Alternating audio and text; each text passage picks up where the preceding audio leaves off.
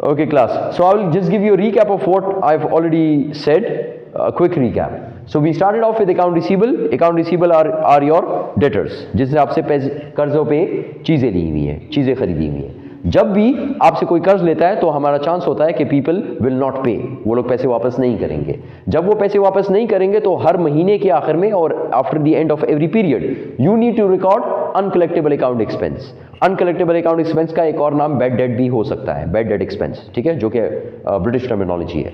So bad debt expense या uncollectible account expense आपने record करना है कि कितने लोग पैसे आपको वापस नहीं दे रहे, अंदाजन एस्टिमेट. जब भी आप रिकॉर्ड करते हैं it's an expense, it should be debited. It's a selling expense which will go to income statement. ये डेबिट होता है. क्रेडिट किसको देंगे? क्रेडिट अकाउंट रिसीवेबल को नहीं देंगे. जब अकाउंट रिसीवेबल को क्रेडिट नहीं देंगे तो फिर क्रेडिट किस चीज को देंगे? क्रेडिट हम देंगे एक अलाउंस को. हम अलाउंस क्रिएट करते हैं जिसका नेचर कॉन्ट्रा एसेट है, मतलब एसेट में से माइनस होता है. तो अगर बैलेंस शीट में ये जाएगा तो एसेट अकाउंट रिसीवेबल, इससे माइनस होगा अलाउंस, और जो रिजल्टेंट आएगा उसको बोलते हैं नेट रियलाइजेबल वैल्यू. अलाउंस आपने कर दिया क्रिएट कर दिया इसको.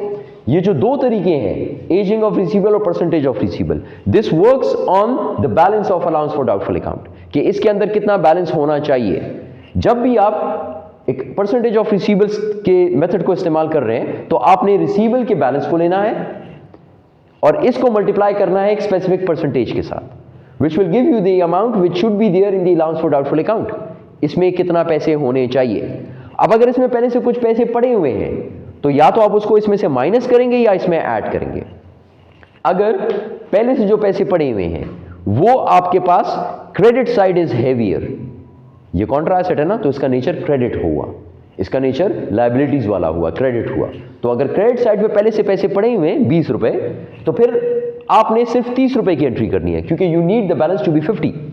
Okay, but if this 20 is on the debit side heavier है आपकी, ठीक है, डेबिट बैलेंस इसका आ रहा है, तो आपको एंट्री 50 रुपए तो ये करनी है प्लस 20 वो भी करनी है उसको खत्म करने के लिए. So that means the entry should be for 70 rupees.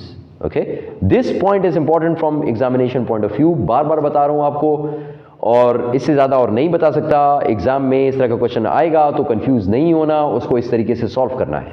Okay, ये भी हो गया. फिर second method is ageing of receivable. Ageing of receivable में हम लोग ये कहते हैं कि सब कर्जदार मेरे बराबर नहीं है. कुछ ने अभी कर्जा लिया है, कुछ ने 2 महीने पहले लिया था, कुछ ने 3 महीने पहले, कुछ ने 1 साल पहले. तो सबकी percentage of doubtful account different होती है.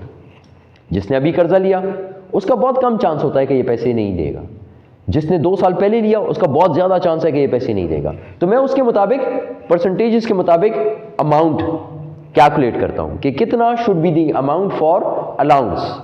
अलाउंस का अमाउंट मैंने कैलकुलेट कर लिया, लेट्स से 30, और फिर दोबारा इसमें देखूंगा कि इसमें बैलेंस कुछ पड़ा हुआ है पहले से, किस साइड पे पड़ा हुआ है, डेबिट में कि क्रेडिट में, और उसके मुताबिक एंट्री करूंगा. एंट्री तीनों केसेस में is the same, method is different. ये दोनों का method is same. Why? Because this is balance sheet focused, this is also balance sheet focused. ये दोनों बैलेंस शीट पे फोकस कर रहे हैं कि हमारा जो अलाउंस है वो कितना होना चाहिए, और जो भी अलाउंस होगा वो सब्ट्रैक्ट होगा from account receivable to give you net realisable value. ये हो गया. The third method which we did yesterday was percentage of sales.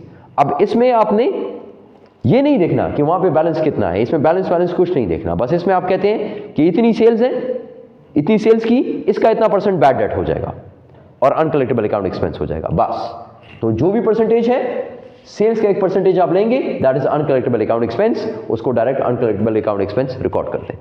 Balance नहीं देखना इसमें कि पहले से कितना बैलेंस है कितना नहीं है. तो इसका मतलब यह है कि इसकी nature is income statement focused, because it's focusing on sales, credit sales, जो कि इनकम स्टेटमेंट का आइटम है. ठीक है, तो ये आपको एक्सपेंस का अमाउंट देता है डायरेक्ट. इससे जो अमाउंट आपके पास आएगा, लेट्स से आपकी क्रेडिट सेल्स थी, क्रेडिट सेल्स वर टोटल 1000, और आप कहते हैं कि मैं जब भी 1000 रुपए की क्रेडिट सेल करूं उसमें से 10% लोग पैसे नहीं देते. ठीक, सो 10% of 1000 would give you 100. Now this is your uncollectible account expense. बस खत्म. नहीं चेक करना कि अलाउंस में कितना है कितना नहीं है, नहीं देखना आपने, बट डायरेक्ट इसको रिकॉर्ड कर दें.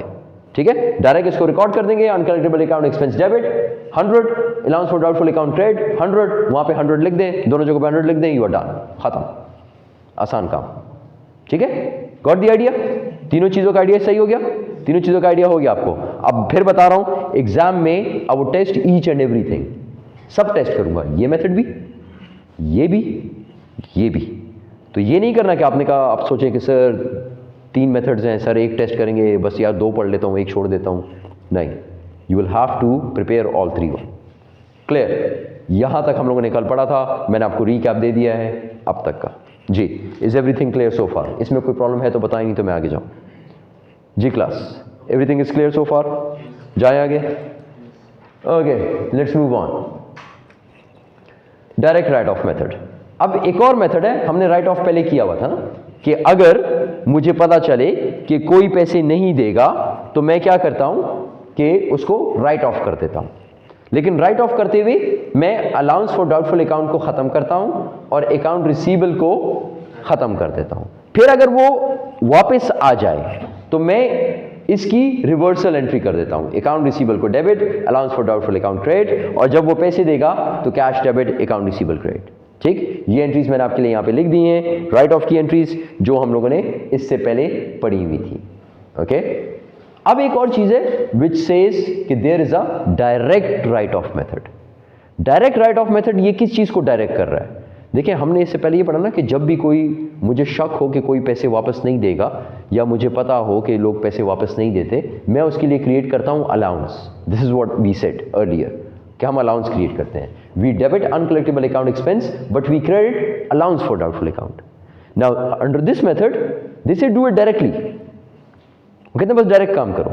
क्यों डायरेक्ट काम करो? वो कहते हैं कि आप अलाउंस ना क्रिएट करें। सो that means you will debit uncollectible account expense and you will credit account receivable. उसको डायरेक्ट अकाउंट रिसीवेबल से हटा दो, बस ये पैसे नहीं देगा, हटा दो, डायरेक्ट राइट ऑफ। इसमें कोई अलाउंस क्रिएशन नहीं है। This method makes no attempt to match revenue with the expense of uncollectible accounts. वो इसकी मैचिंग नहीं करता, वो डायरेक्ट राइट ऑफ कर देता है। हमने कल मैचिंग की भी बात की थी, हमने ये कहा था कि ये जो प्रीवियस मेथड है this works on matching principal. और मैचिंग प्रिंसिपल के बारे में मैंने आपको क्या बताया था कि what is matching principal? Matching principal क्या है? कल मैचिंग प्रिंसिपल के बारे में बताया था। Attaining an asset while generating revenue, should be matched या offset against the revenue। ठीक है, तो रेवेन्यू के साथ ऑफसेट करें। देखें, आपकी इनकम स्टेटमेंट में क्या क्या चीजें आती हैं? इनकम स्टेटमेंट में क्या क्या चीज आती है? Revenue and expense. तो वो ये कह रहा है कि इस रेवेन्यू को कमाने में जो एक्सपेंस लगा, उस एक्सपेंस को इस रेवेन्यू में से माइनस कर दें, बस ये मैचिंग प्रिंसिपल है। Okay, so now over here this method which is percentage of sales, this method actually has an emphasis on matching principle. ये मैचिंग प्रिंसिपल पे एम्फसाइज कर रहा है। वो ये कह रहा है कि अगर 1000 रुपए की क्रेडिट सेल आप कर रहे हैं, आप कैश पे सेल करते हैं, it's well and good, no risk, no nothing, there is no chance of people not paying you. लोग उसी वक्त पैसे देते हैं तो आप उसको मार्कर उठा के दे देते हैं। लेकिन अगर कोई आपसे कहता है मैं 1 महीने बाद पैसे दूंगा, या आप उसे कहते हैं ठीक है मैं आपको 1 महीने बाद आपसे पैसे लूंगा, आपको क्रेडिट मैंने दे दिया, so then in order to prompt that sale, इस सेल को करने के लिए, in order to have that sale, आप उसको कर्जा दे रहे हैं ताकि ये सेल मैं कर लूं। अब इस कर्जे की वजह से कुछ लोग पैसे वापस नहीं देंगे, तो ये जो एक्सपेंस होता है ये इसलिए होता है क्योंकि आपने क्रेडिट पे सेल की है। So you match this expense with this sale, which means आपका जो भी अमाउंट आएगा इसको डायरेक्ट यहां पे रिकॉर्ड कर दें। आप वहां पर देखें नहीं कि उसमें बैलेंस क्या आ रहा है। अगर आप बैलेंस देखेंगे तो देखें it's a Contra asset account and it's a permanent account. Permanent account के बैलेंसेस चल रहे होते हैं तो इसमें पिछले बैलेंसेस आ रहे होंगे, तो वो कह रहे हैं नहीं पिछले बैलेंसेस को नहीं देखना। ये देखें इतनी सेल कर्जे भी की है आपने, उसके अगेंस्ट इतना शक है कि नहीं आएगा, इसको डायरेक्ट इसी अमाउंट को रिकॉर्ड करें, इसको डायरेक्ट इसी अमाउंट को रिकॉर्ड करें। ये ना देखें कि पहले से आप कितना रिकॉर्ड कर चुके हैं, कितना रिकॉर्ड नहीं किया, ये नहीं देखना, बस इसको डायरेक्ट रिकॉर्ड कर दें। So that's why it's actually emphasizes on matching principle, whereas these two methods they are emphasizing on NRV. वो ये कह रहे हैं कि अलाउंस कितना होना चाहिए, ये नहीं कह रहा कि अलाउंस कितना होना चाहिए, ये कह रहा है कि जितना है वो एक्सपेंस होना चाहिए। तो ये मैचिंग प्रिंसिपल पे कर रहा है कि रेवेन्यू को एक्सपेंस के साथ मैच कर रहा है। ये दो मेथड जो हैं ये NRV के मेथड पे चल रहे हैं, जो ये देख रहे हैं कि अलाउंस कितना होना चाहिए। तो इनका focus is on balance sheet, this focus is on income statement. जब डायरेक्ट राइट ऑफ करते हैं तो हमने ये कहा कि आप डायरेक्टली अनकलेक्टेबल अकाउंट एक्सपेंस को डेबिट कर देते हैं, ठीक, और आप कहते हैं कि बस इसको इसमें से हटा दो, अकाउंट रिसीवेबल में से डायरेक्ट राइट ऑफ कर दो। क्यों? क्योंकि मैचिंग कर रहा हूं मैंने एक बंदे को कर्जा दिया, उसने मुझे पैसे नहीं दिए, तो अलाउंस क्यों क्रिएट करूं? शक वक की बात नहीं है, बस आप इसको डायरेक्ट हटा दें, राइट ऑफ, अकाउंट रिसीवेबल को खत्म कर दें, अकाउंट रिसीवेबल को खत्म कर दें, अनकलेक्टेबल एक्सपेंस को रिकॉर्ड कर दें, ठीक। So this is your direct write off method. जी clear? Okay, so this method makes no attempt to match revenue with the expenses of uncollectible accounts. ये matching principle को नहीं देख रहा। Okay. Now income tax regulations and financial reporting. Now this direct write off method required to calculate taxable income. This is what we use in taxable income. अब कुछ idea है कि जब हम लोग ये इनकम स्टेटमेंट बनाते हैं या बैलेंस शीट बनाते हैं, इनकम स्टेटमेंट बेसिकली बना रहे होते हैं, तो हम कुछ रूल्स को फॉलो कर रहे होते हैं। कुछ आइडिया है इस इंफॉर्मेशन का? पता है गैप प्रिंसिपल्स मैंने आपसे पहले भी डिस्कस किए थे। Do you understand GAAP principles? Class give me some response. GAAP principles नहीं sir, accounting principles. Accounting principles वो कौन से होते हैं? IFRS का नाम आता है। ये नाम सबको आता है?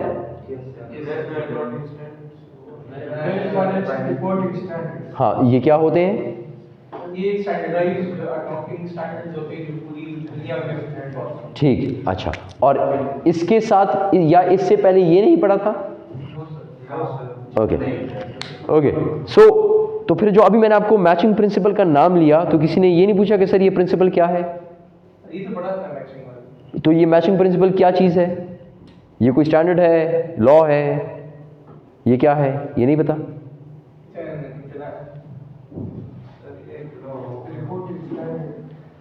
ये रिपोर्टिंग स्टैंडर्ड है। ओके जी, let me clarify. There are some principles which are called as generally accepted accounting principles. Generally accept होते हैं ये प्रिंसिपल्स। इसमें बहुत सारे प्रिंसिपल्स हैं, उनमें से एक मैचिंग प्रिंसिपल है, ठीक, जो अभी हम लोगों ने यहां पर देखा। उनमें से एक मैचिंग प्रिंसिपल है। So matching is actually a principle which is a generally accepted accounting principle. अब जनरली एक्सेप्टेड अकाउंटिंग प्रिंसिपल्स जो हैं, ये नाम सुने?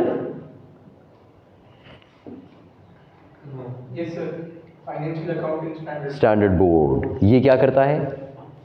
इंप्लीमेंट करता है। ये रूल्स जो हम लोगों ने कहा ना कि ये वो स्टैंडर्ड्स बनाता है, ठीक, और वो स्टैंडर्ड्स आप लोगों ने कहा कौन कौन से हैं? इंटरनेशनल फाइनेंशियल रिपोर्टिंग स्टैंडर्ड, और इसके अलावा अगर पुराने स्टैंडर्ड्स हैं तो उनको बोलते थे इंटरनेशनल अकाउंटिंग स्टैंडर्ड्स, IAS, ठीक है। अच्छा, अब इनकी बेस पे सारा काम हो रहा होता है, लेकिन हर कंट्री कुछ अपने रूल्स भी रखता है, ठीक है, जो नॉर्मली उस कंट्री का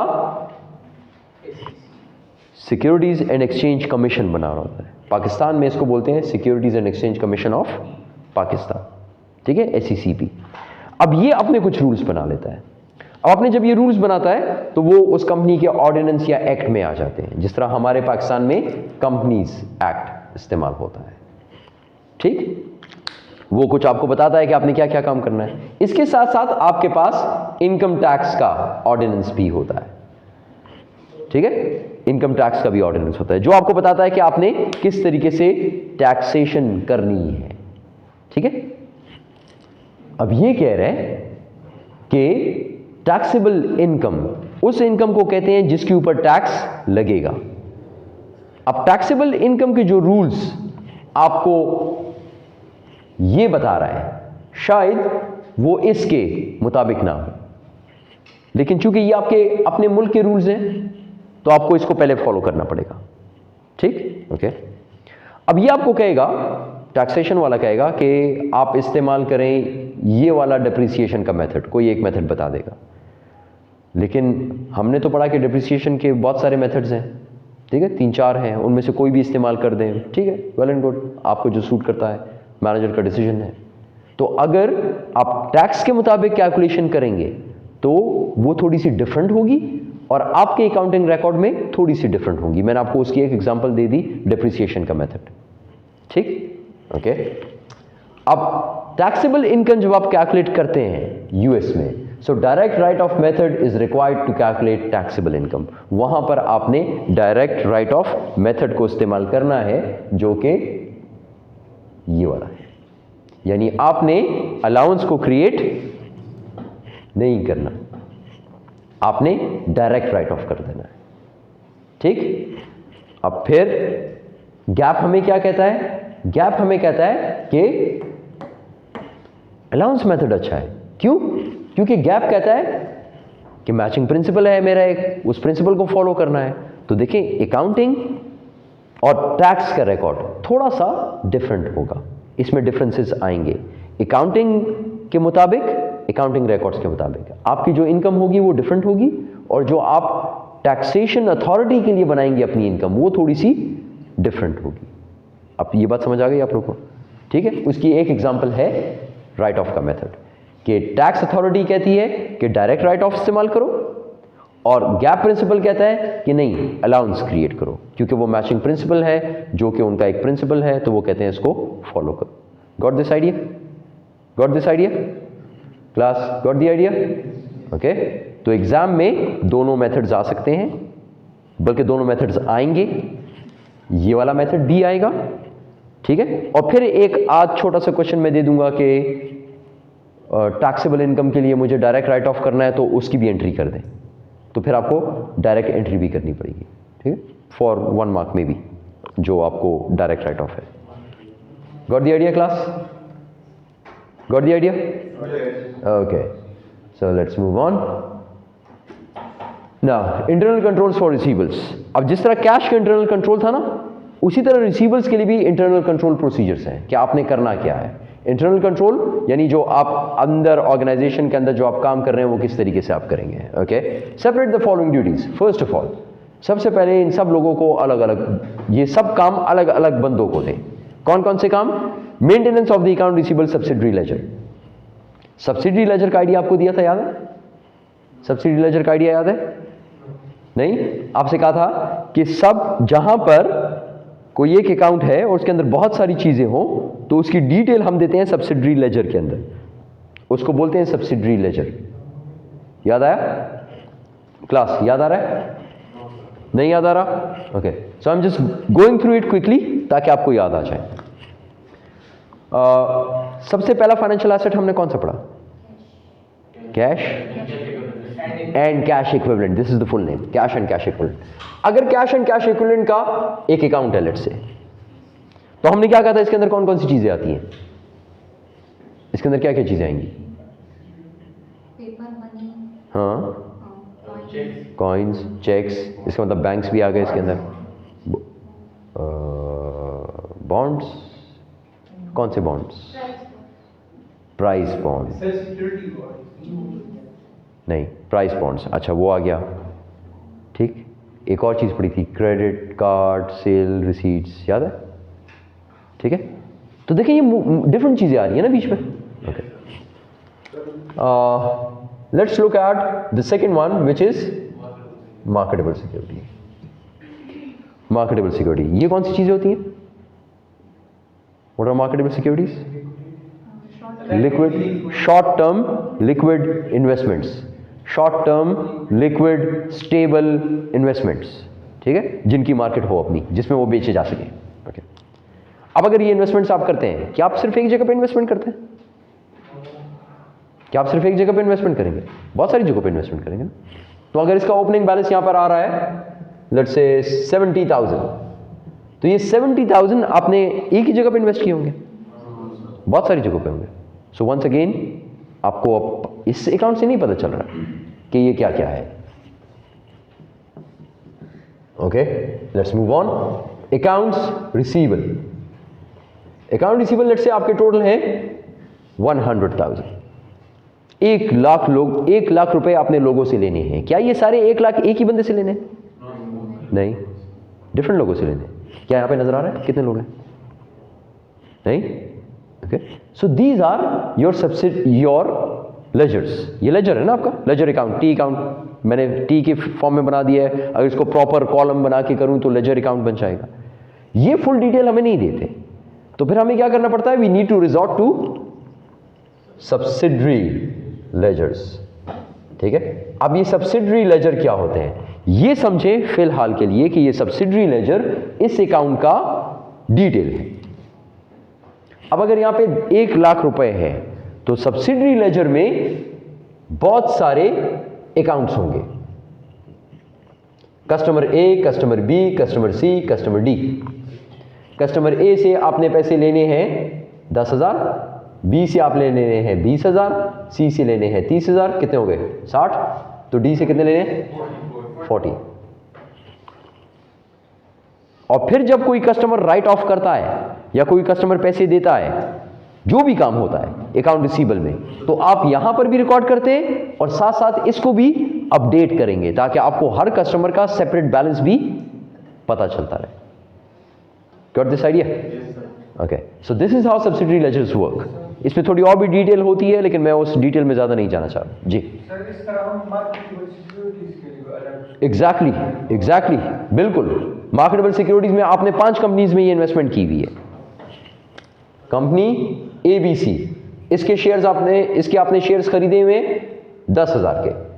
कंपनी DEF, इसके आपने शेयर्स खरीदे 5,000 के। और जितनी भी कंपनीज हैं, फिर आप अगर आप कोई शेयर बेचेंगे तो इसको भी यहां से क्रेडिट करेंगे, उसको भी क्रेडिट करेंगे। ठीक है, अनरियलाइज होल्डिंग गेन या लॉस होगा तो इसको भी अपडेट करेंगे, इसको भी अपडेट करेंगे। सब कुछ काम आपको करना पड़ेगा फिर। ठीक है, so this is subsidiary ledgers. आजकल तो आपको नहीं करना पड़ता, आजकल तो आप एक एंट्री करते हैं और पोस्टिंग्स खुद ब खुद हो जाती है। ठीक है, आप एंट्री भी पूरी नहीं करते, आप एक साइड रिकॉर्ड करते हैं, दूसरी साइड भी खुद ब खुद हो जाती है। ठीक, फॉर एग्जांपल आप सेल करते हैं तो आप एक चीज रिकॉर्ड करते हैं, बाकी खुद ब खुद वो उसको कर देगा। ठीक, आजकल सब कुछ इस कंप्यूटराइज्ड, सारा सिस्टम कंप्यूटराइज्ड है। अब वो नहीं है कि एक बुक खोलो उसमें रिकॉर्ड करो, फिर दूसरी बुक खोलो उसमें रिकॉर्ड करो। पहले ये लंबे इतनी बड़ी बड़ी बुक्स होती थी, वो बीच में पेज नंबर ढूंढता था, फिर लिखता था, बहुत मुश्किल काम था। Now it's easy, it's very easy job. एक कंप्यूटर पड़ा हुआ है, उसके अंदर आप रिकॉर्ड करेंगे एंड डन। बल्कि रिकॉर्ड भी नहीं करेंगे, आजकल बार कोड्स हैं, बार कोड रीडर, उसके ऊपर हुआ है, स्कैन करो, रिकॉर्ड हो जाएगा खुद ही। लाइफ इज ईजी ना। ठीक है, ओके, ये बात क्लियर होगी सब्सिडरी लेजर्स की। Is this clear? Is this clear? अब वो कह रहा है कि maintenance of the account receivable subsidiary laser, सबसे पहले ये करना है कि अकाउंट रिसीवेबल है आपके, एक बंदे को जॉब दे दें कि वो सिर्फ सब्सिडरी लेजर्स रखे, यानी ये जो अकाउंट्स है डिटेल वाले, ये एक रखेगा। कस्टडी ऑफ कैश रिसीट्स, ऐसा ना हो कि पैसे भी यही ले, पैसे एक और बंदा होगा। तो इसका मतलब यह है कि if your customer comes in और वो कहे यार मेरे 10,000 रुपए थे और उसमें से यार ये 2,000 रुपए ले लो, तो वो इसको देगा, इसको नहीं देगा। अगर इसको दे तो ये अपनी जेब में डाल दे और वहां पे कुछ ना लिखे, या 2,000 की बजाय 1,000 डाल दे, 1,000 जेब में, 1,000 कैश में और 1,000 यहां पे लिख दे कि 1,000 मैंने इससे लिए। हो सकता है ना। So there are more chances of embezzlements. इसलिए कंट्रोल रखने के लिए you need to make sure कि कैश अलग बंदा रिसीव करेगा और लिखेगा उसको दूसरा बंदा, और तीसरा बंदा authorisation of account receivable write off एक और बंदे को दे देंगे। ऐसा ना हो कि जिसको राइट ऑफ दे दिया वो आके कहे कि ओ ये तो बस पैसे नहीं दे रहा, ये चला गया, इसको राइट ऑफ कर दो, हालांकि उसने उससे पैसे लेके जेब में डाल दिए। ठीक है, तो उसको भी अलग रखना है। तो सब लोगों को अलग अलग रखना है। जब अलग अलग होंगे so there are less chances of embezzlement. और दूसरा ये भी करना है कि ये तीनों जो लोग हैं ये आपस में दोस्त भी ना हो। अगर आपस में दोस्त हुए और मिल जाए तो बस गया। ठीक, वो कहेगा बस ठीक है राइट ऑफ कर दो, जिसको पैसे देगा वो कहेगा हाँ तुम पैसे उससे ले लो, ये रिकॉर्ड कर देगा और तीनों इकट्ठे आपस में पैसे बांट देंगे। ठीक है, so this is something which they can do. So you need to make sure segregation of duties, plus ये तीनों आपस में दुश्मन लोग हों ठीक है, ताकि आपस में मिल ना सकें, अलग अलग बिल्डिंग्स में बैठते हों, ठीक, अलग अलग जगहों पर बैठते हों। This is what people do, ये अलग अलग जगहों पे बैठते हो। ये जो कैश लेता है ये नॉर्मली फ्रंट डेस्क पे होता है, ठीक है। ये जो रिकॉर्ड करता है ये एक बिल्डिंग में होगा, वो जो ऑथराइजेशन देता है ये हेडक्वार्टर्स में होगा। तो सब अलग अलग होंगे, ये अकाउंट सेक्शन में होगा, वो ऑथराइजेशन वाला मेन हेडक्वार्टर्स में होगा, ये बिल्कुल फ्रंट ऑफिस में होगा, ठीक। So that's how you may try to decrease such a okay. So now, management of account receivable. Credit terms. Extending credit encourages customers to buy from us. This is what we have already said. कि why do we extend credit? तो फिर यार कर्जा दे क्यों? कर्जा फिर क्यों दे? अगर कर्जों के इतने मसले हैं कि कर्जों में फिर लोग पैसे वापस नहीं देते हो, फिर आपका बैड डेट एक्सपेंस हो जाता है, अनकलेक्टेबल अकाउंट एक्सपेंस है, और उसके फिर उसकी अलाउंस क्रिएट करें, इतने लंबे चौड़े काम, तो फिर कर्जा ही ना दें, बस कैश पे चीज़ें बेचें। तो अगर आप हर चीज़ कैश पे बेचेंगे so your sales would be low, but when you encourage credit or when you give credit to customers, then customers would be encouraged to buy from you. हर वक्त उनके पास कैश नहीं होगा, या लेट्स से उनके पास 1 लाख रुपए है, वो आपसे 50,000 की चीज़ें पैसे दे देंगे, 50,000 अगले हफ्ते दूंगा, बस ठीक है, well and good. So it encourages sales ज़्यादा होती हैं इससे, okay. So credit terms, extending credit encourages customers to buy from us. लेकिन अब आगे देखें, अब अगर मैं इस तरह सबको कर्जों पे देने शुरू कर दूं तो मेरे पास पैसे ही नहीं आएंगे, पैसे नहीं आएंगे ना, या पैसे कम आएंगे। मैंने आगे चीज़ें खरीदनी है, बिल्स पे करने हैं, लोगों को, सप्लायर्स को पैसे देने हैं, वो सब किस पे होता है? कैश पे ना, पैसे देने पड़ेंगे ना। आई विल हैव टू पे। बिल वाला आएगा, बिल वाले को मैं कहूँ कि बिजली का बिल 1 महीने बाद दूंगा, यार अभी मुझे लोगों ने पैसे नहीं दिए, it can not be done. But it ties up resources and account receivable. तो इसका मतलब ये है कि मेरे रिसोर्सेज अकाउंट रिसीवेबल में चले गए हैं, अब मैं कुछ काम नहीं कर सकता, I don't have enough cash to do things, so you need to minimise account receivable. इसको मिनिमाइज करना है, और अब आगे जाके एक और बात पढ़ेंगे कि इसको या तो अगर मिनिमाइज नहीं करते, make sure it rotates quickly, इसको टर्नओवर बोलेंगे, अभी आगे पढ़ेंगे कि इसका टर्नओवर जल्दी हो। आपने इसको कर्जा दिया 10,000 का, लेकिन आप इसे कहें यार प्लीज 1 हफ्ते के अंदर आप पेमेंट करें, 1 हफ्ते के अंदर पेमेंट कर दी, ठीक है, आपको पैसे मिल गए, you can do whatever you want to, then you can extend further credit, दोबारा देते हैं, लेकिन 1 हफ्ते के अंदर जल्दी रोल ओवर, इसको टर्नओवर जल्दी रखें, इसका टर्नओवर जल्दी हो ताकि पैसे ब्लॉक ना हो। सारा मसला इसका है, अगर ये हो जाए तो फिर प्रॉब्लम बन जाता है। So you need to make sure your resources are not tied up in account receivable. Is this clear? Okay, let's move on. फिर एक और काम भी हम कर सकते हैं अकाउंट रिसीवेबल के साथ, जो मैंने आपको बताया था, शायद थोड़ा बहुत आइडिया दिया होगा। This is called as factoring. और चलें पहले सेलिंग अकाउंट रिसीवेबल करते हैं, फिर उसके बाद फैक्टरिंग को देखेंगे। ओके, सेलिंग अकाउंट रिसीवेबल, हम लोग अकाउंट रिसीवेबल को सेल करते हैं, ओके। इसके बाद अकाउंट रिसीवेबल का टर्नओवर है, selling account receivable. So then what you do, you can sell account receivable. यार मैंने बहुत लोगों को कर्जा दिया हुआ है, so what to do, just sell it off to someone else. मैंने इससे पैसे लेने हैं, इससे लेने हैं, इससे लेने हैं, इससे लेने हैं, और बहुत सारे पैसे मेरे ब्लॉक हो गए हैं, इन्वेस्टमेंट्स ब्लॉक हो गए हैं, resources. So what I can do is I look for some bank और सम फाइनेंशियल इंस्टीट्यूशन, सम बदमाश, ठीक है, जो ये पैसे कलेक्ट करता है, ठीक। तो मैं क्या कहूँगा, मैं उसे कहूँगा यार ये अकाउंट रिसीवेबल है, ये लिस्ट है, 1000 से लेने हैं, 2000 से लेने हैं, 5000 से लेने, 10,000 से लेने, टोटल 1 लाख रुपए हैं, ये आप ले लें। वो कहेगा ठीक है, लेकिन मैं कमीशन चार्ज करूँगा, सारी सी बात है, फी, माई फी और कमीशन, ओके। कितनी फ़ी या कितने कमीशन, वो कहेगा इतना परसेंट, इतना परसेंट, व्हाटएवर, आप वो कमीशन या फ़ी उससे चार्ज कर देंगे। और फिर क्या होगा कि कमीशन और फी जब वो आपको चार्ज करेगा तो वो आपको 100,000 की बजाय दैट पर्सन वुड पे यू हाउ मच, नहीं 80,000 में भी, 90,000 में भी, 70,000, जितना भी, जो भी आपकी उसके साथ अरेंजमेंट होगी, जितने भी पैसों की, वो आपको पे कर देगा, the rest would be commission. So you can actually sell your account receivable, आप अपने अकाउंट रिसीवेबल को बेच सकते हैं, इसको बोलते हैं फैक्टरिंग, फैक्टरिंग, ठीक है।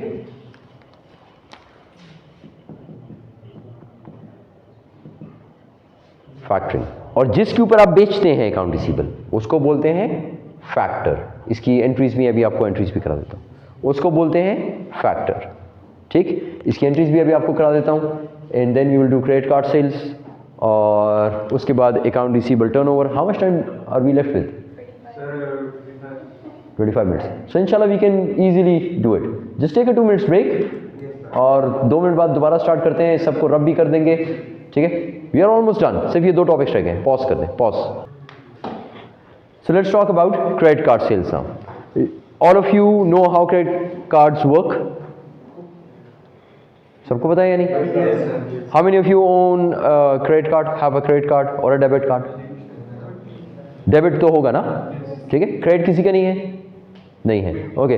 But you know how would a card work if you go and shop using a card. So when you go, you buy something, you don't have cash, you would present a card, they would swap your card, then the machine would signal your bank, and then the funds are transferred. But this would be in case of a debit card. In a credit card, they would be extending you credit. Credit नाम है ना, तो अगर वो credit आपको दे रहे हैं, इसका मतलब वो आपको दे रहे हैं किस्म का कर्ज, लोन, ठीक? आपने चीज खरीदी, मार्केट खरीदी, मेरे पास पैसे नहीं है, मैंने उसको क्रेडिट कार्ड दिया, उसने क्रेडिट कार्ड को स्वैप किया. अब जो क्रेडिट कार्ड जिसने बना के दिया है मुझे, the bank which has given me a credit card, या जिसका है वो क्रेडिट कार्ड, वो would be responsible for the payment, ठीक? So that means the bank would be responsible for the payment. सबसे मशहूर कौन कौन से हैं? Visa and Visa and Master, ये सबसे मशहूर है, ठीक है? ये तो सबको पता है, वीज़ा एंड मास्टर, बिल्कुल, okay. So visa and master. अब ये क्या करते हैं कि ये उसके बैक हैंड पे हैं, they are working at the back hand. Your bank is extending credit and the bank would be responsible to that vendor, जो भी जहाँ से आप शॉपिंग कर रहे हैं. तो इसका मतलब ये है कि वो सिक्योर हो गया. अब देखें, इससे पहले हमने कहा था कि जब भी आप कर्ज पे बेचते हैं तो उसके अंदर चांसेस हैं कि you will not recover the full amount. This is what we said, ये कहा था ना हमने. इसमें ऐसी कोई भी चीज़ नहीं है, इसमें बैंक इन्वॉल्व हो गया. सो द बैंक सेज कि ठीक है, वी वुड पे, क्योंकि वो आपने बैंक का इशूड क्रेडिट कार्ड, ओके, सही है, बैंक का इशूड क्रेडिट कार्ड हो गया, बैंक ने आपको वो कर दिया. जब आप उसको, because banks accept these credit cards for immediate deposit, sales to customers using bank cards are recorded as cash sales. इसलिए ये credit sales रिकॉर्ड नहीं होती, ये कैश सेल्स रिकॉर्ड होगी, क्योंकि बैंक इन्वॉल्व है. बैंक इन्वॉल्व है तो इसका मतलब कस्टमर का वो नहीं है कि कस्टमर भाग जाएगा, पैसे नहीं देगा, बीमार है, 10 दिन बाद दूंगा, 20 दिन बाद दूंगा, कोई मसला नहीं है.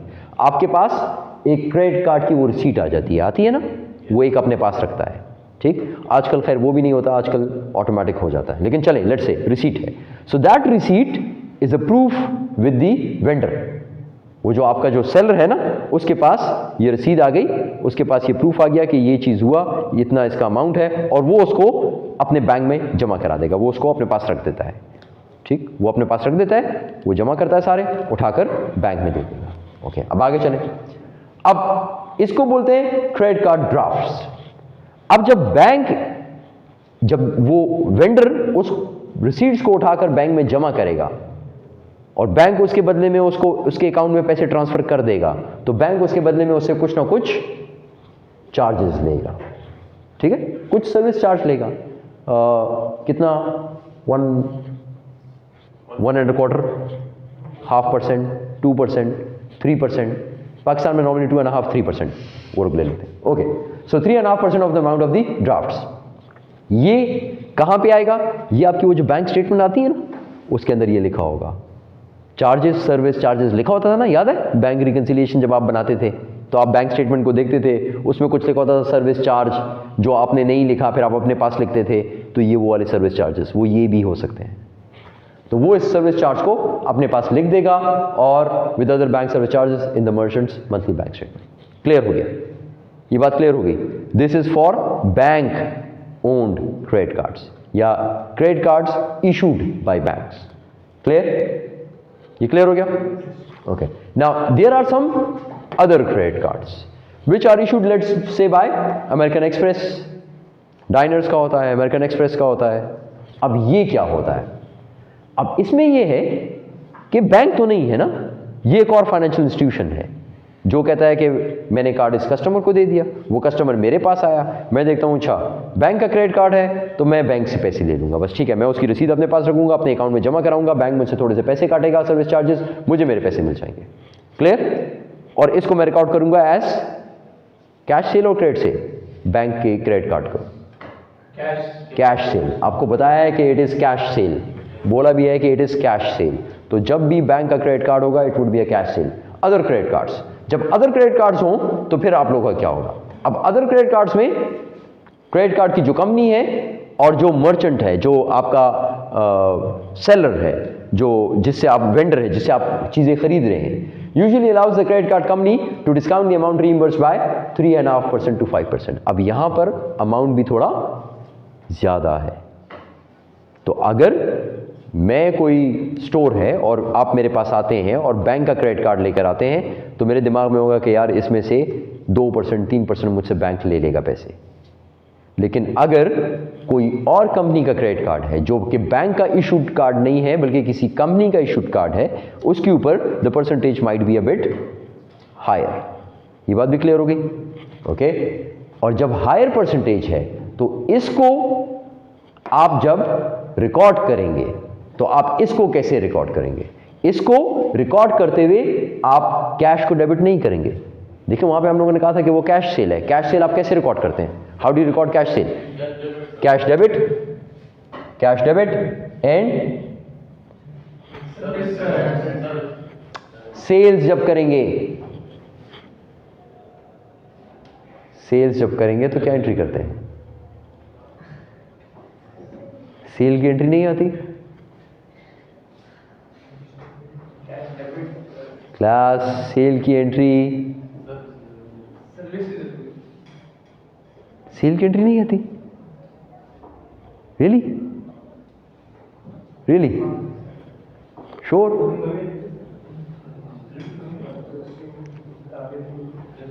Cell, what is sales? Sales क्या है? हाँ वो तो है, लेकिन इसका नेचर क्या है? सेल्स का नेचर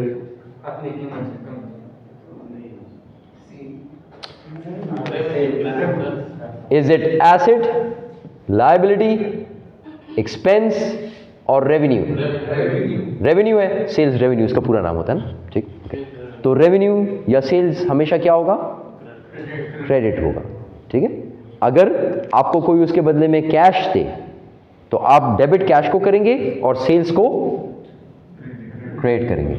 और अगर वो कहे कि नहीं पैसे बाद में दूंगा, it is a sale on credit, तो फिर आप क्या करेंगे? सेल्स को तो उसी तरह रिकॉर्ड करेंगे, लेकिन डेबिट किस चीज को देंगे? Accounts receivable debit. सही है? This is for cash sales, this is for credit sales. Okay, ये क्रेडिट की सेल क्या है?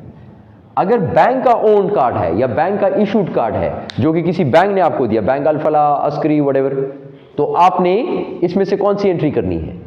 विच एंट्री यू डू? अभी आपको बोला था कि वो कैश सेल होती है। Bank issued card would be cash cell. आपने इस तरह इसको रिकॉर्ड करना है। ओके। और जो चार्जेस वो लेगा, वो चार्जेस आपके बैंक स्टेटमेंट में आ जाएगा एज अ सर्विस चार्ज, तो वो as a service charge record हो जाएगा, ठीक है। ये भी हो गया। जब अदर क्रेडिट कार्ड्स होंगे, so instead of debiting cash, आपने उसको रिकॉर्ड करना होगा as credit sales, account receivable. आप गौर से याद रख लें, बैंक का कार्ड होगा तो कैश सेल, अदर कंपनी का कार्ड होगा तो क्रेडिट सेल, अकाउंट रिसीवेबल। लेकिन अकाउंट रिसीवेबल किसके नाम पे रिकॉर्ड करेंगे? आपने पैसे किससे लेने हैं? आप पैसे किससे लेंगे? कस्टमर से या उस कंपनी से? कंपनी से। तो आप अकाउंट रिसीवेबल रिकॉर्ड करेंगे और लेट्स से अली ने पैसे सेल की, अब्बास ने की, अली या अब्बास का नाम नहीं लिखेंगे, आप उस कंपनी का नाम लिखेंगे, अमेरिकन एक्सप्रेस। अब अमेरिकन एक्सप्रेस मेरा कर्जदार हो गया, अली मेरा कर्जदार नहीं है, क्योंकि अली के पास एक कार्ड था जो कि अमेरिकन एक्सप्रेस ने इशू किया हुआ था और उसने कहा था इसको 2 लाख तक की चीजें बेच सकते हैं आप। मैंने उसको चीजें बेच दी, सेल कर दी उस पर। तो अब मैं उस कंपनी से लूंगा, अली से नहीं लूंगा। अली जाए जिधर जाता है, भाग जाए, डिफॉल्ट कर जाए, मैंने लेना है क्रेडिट कार्ड कंपनी से, बस दैट्स इट। इस केस में अगर बैंक का क्रेडिट कार्ड है तो उसको मैं कैश से ही रिकॉर्ड करता हूं, चाहे कस्टमर यहां से निकलकर डायरेक्ट फ्लाइट पकड़े और भाग जाए, मुझे इससे कोई बात नहीं। मुझे बैंक का क्रेडिट कार्ड वो लेकर आया था, मैंने उसको स्वैप किया, सिग्नल गया, उन्होंने अप्रूव किया, तो बस बैंक का जिम्मा है, मेरा जिम्मा नहीं है। ठीक है, बस कस्टमर जाए, ये बैंक से मैं पैसे ले लूंगा। ठीक, आई हैव नो इश्यूज जी। बहुत कम है, बहुत कम, ना होने के बराबर। American express is a good one, ठीक है, जो कि वाइडली यूज होता है, लेकिन पाकिस्तान में नहीं। पाकिस्तान में अमेरिकन एक्सप्रेस भी बहुत कम है। कोई फॉरेनर होगा तो उसके पास होगा, अदरवाइज आप लोग के पास नहीं है यहाँ पे अमेरिकन एक्सप्रेस का कार्ड। आपके पास जो ऑप्शन क्रेडिट कार्ड की है वो यही है कि अपने बैंक के पास जाएं, उस बैंक से क्रेडिट कार्ड ले लें, बस दैट्स इट। ठीक है, ये वीज़ा और जो मास्टर होता है ना, वो तो उसके बैक हैंड पे काम कर रहे होते हैं, वो तो उसके बैक हैंड पे काम कर रहे होते हैं, यानी वो जो सिस्टम है that is supported by visa और मास्टर कार्ड, या तो वीज़ा का होगा या मास्टर कार्ड का होगा, लेकिन रिस्पॉन्सिबल वो बैंक होगा। वो जो बैंक है वो रिस्पॉन्सिबल है, क्योंकि बैंक ने इशू करके दिया आपको। बैंक आपको वैसे इशू करके नहीं देता कि आप जाएंगे और आपको ये ले लो क्रेडिट कार्ड, 2 लाख रुपए की शॉपिंग करो इस पर, नहीं। वो आपकी पूरी हिस्ट्री देखेगा, वो आपके सोर्स ऑफ इनकम देखेगा, वो आपकी रेवेन्यूज़ देखेगा कि आपके रेवेन्यूज़ क्या क्या हैं, और फिर उसके बाद आपको लिमिट असाइन करेगा, सिर्फ 40,000 रुपये, क्योंकि आपके पास इतने पैसे नहीं हैं, आपकी इतनी तनख्वाह नहीं है, आपके इतने प्रॉफिट्स नहीं हैं, ब्ला ब्ला ब्ला। कोई और आएगा, उसका अच्छा होगा, उसको कहेगा आप 2 लाख तक की शॉपिंग कर लें, ठीक है, 2 लाख की लिमिट आपको क्रेडिट की दे देता हूँ। तो डिफरेंट लिमिट्स होंगी डिफरेंट कस्टमर्स की। Got the idea? आगे जाएं। ओके, तो फिर इसका मतलब ये है कि जब अदर बैंक्स का कार्ड होगा तो आप अकाउंट रिसीवेबल रिकॉर्ड करेंगे, लेकिन कंपनी के नाम पर, कंपनी के नाम पर। ठीक है, this idea is clear? Okay, आपने अकाउंट रिसीवेबल रिकॉर्ड कर दिया। लेट्स से इस एग्जांपल को देखते हैं ताकि फिगर्स भी इसके अंदर लिखते हैं, ताकि आपको थोड़ा और क्लियर हो जाए। Let's say assume that Bradshaw Camera Shop sells a camera for 1200 to a customer who uses a quick charge credit card. Quick charge. अब जब भी आप बैंक के अलावा कोई भी नाम आ जाए तो आप समझ जाएं कि it's other company card. Other company card होगा तो फिर इसका मतलब ये कैश सेल होगी या क्रेडिट सेल होगी? क्रेडिट सेल होगी। क्रेडिट सेल की एंट्री क्या होती है?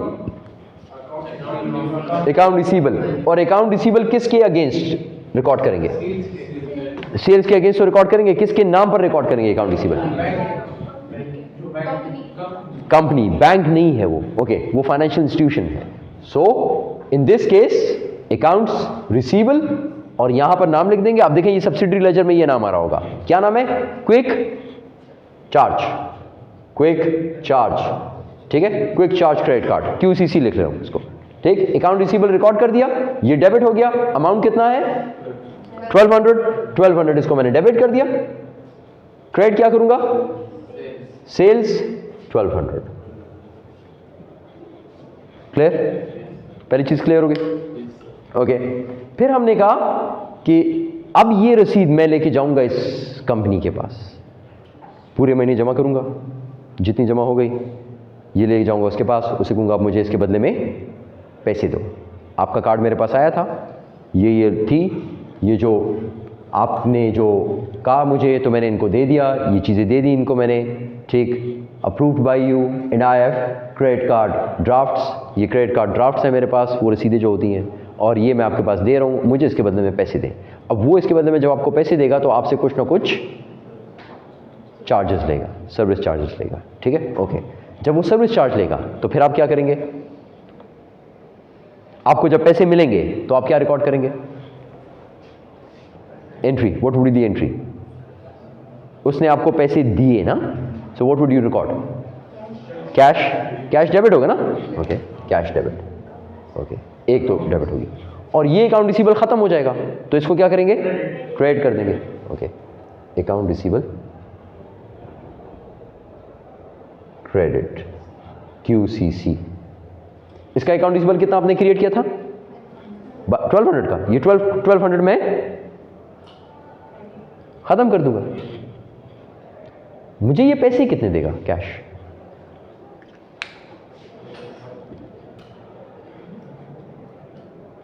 ये मुझे कितने पैसे देगा? इसको जब मैंने जाके वो रसीदें दी तो हमने कहा क्या ये मुझे सारे पैसे देगा? कुछ परसेंटेज काटेगा ना, कुछ परसेंटेज काटेगा अपनी सर्विस चार्जेस। तो वो क्वेश्चन आपको बताएगा कि कितने उसके सर्विस चार्जेस हैं। Okay, so let's find out what is the question से कि what are the service charges. ये हो गई आपकी पहली entry which is for cash sales. ये नीचे नहीं जाएगा। Okay, so this is for your cash sales, sorry credit card sales. ये हो गया। अब अगर वो आपसे बताए 5% चार्जेस कर रहा है, 5% charges, so 5% of 1200 would be 1200 का 5% कितना है? इंटू 5%। 1200 का 5% कितना है क्लास?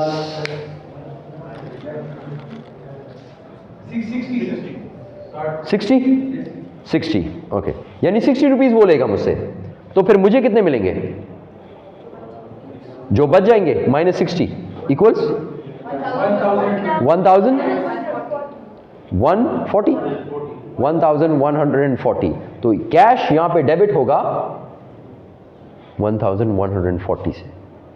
कैश तो मुझे इतना मिला ना, तो बाकी 60 रुपीज किधर गए? बाकी 60 रुपीज वो रख लेगा। तो ये मेरा एक किस्म का एक्सपेंस हो गया।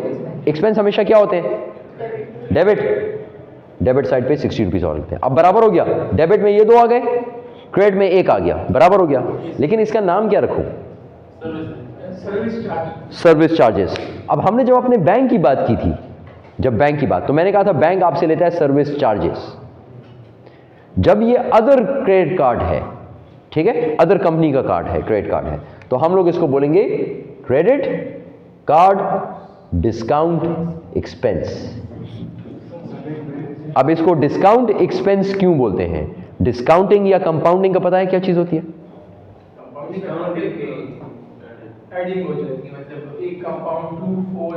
कंपाउंडिंग ज्यादा होती है, तो फिर डिस्काउंटिंग इसके ऑपोजिट होता है। 1200 रुपए थे और मुझे मिले 1140, तो 60 रुपए के बीच में डिस्काउंटिंग होगी। ये उसने अपने पास रख लिए, डिडक्ट कर लिए, एक्सपेंस है एक किस्म का, credit card discount expense. Clear? ये entry is clear? The entry is clear. Okay. Why thank you me? You don't need to thank me. I'm charging you for this. Okay. This is my duty. We still have 5 minutes. बैठ जाए। Why?